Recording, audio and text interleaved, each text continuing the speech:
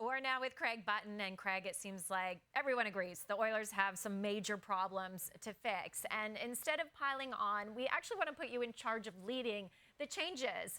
What do you think are the most important issues to fix right now? Well, we know that defensive play has been a really significant struggle for the Oilers to this point in the season.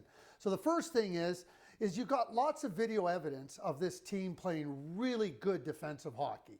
So the first thing is to show the players what gave them that ability. What was the things that they were doing correctly that allowed them to be so good defensively. Because you don't get to the Stanley Cup final in 2 consecutive years without being really good defensively. So that's number one. You don't have to kind of guide them or teach them. You just have to show them. So what does that mean? That means, number one, making sure that when your defense are going to pinch in the offensive zone, that you have support up above them. They haven't had that this year. So that's a reason why defensively they've given up a lot of rush chances against.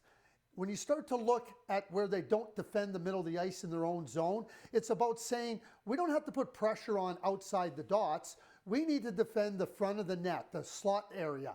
And that's an area where it requires some patience and it requires just some positional strength. So that's the second thing that you got to work on. The third thing is not being too quick to rush out of your own zone. And that, again, takes a discipline, a patience to understand we're not going to create vulnerability for ourselves. And that's what the Edmonton Oilers have done since the outset of this season.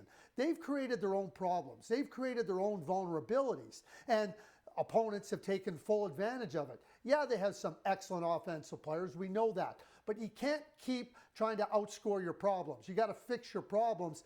Those are the areas that I would zero in on if I was Chris Knobloch. Okay, discipline and patience are key to fix those issues. Now, the next question seems obvious, Craig.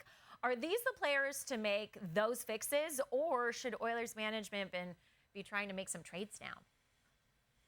I'm a big believer, Sarah, that if you're looking for outside help to come in and fix problems that your current players have created, then you got a bigger problem than you thought. So the first thing is you got to get your team to function to their capabilities. And this team defensively are not functioning to their best abilities. We've seen it in the past. We've seen how good they can be.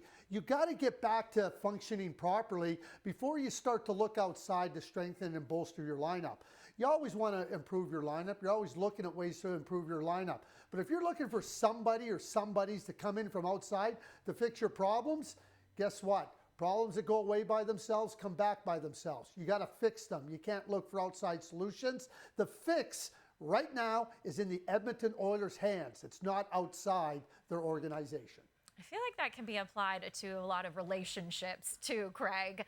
Now, the Oilers have 11 straight games without a regulation win, so we'll see if they can finally get one tonight in Tampa.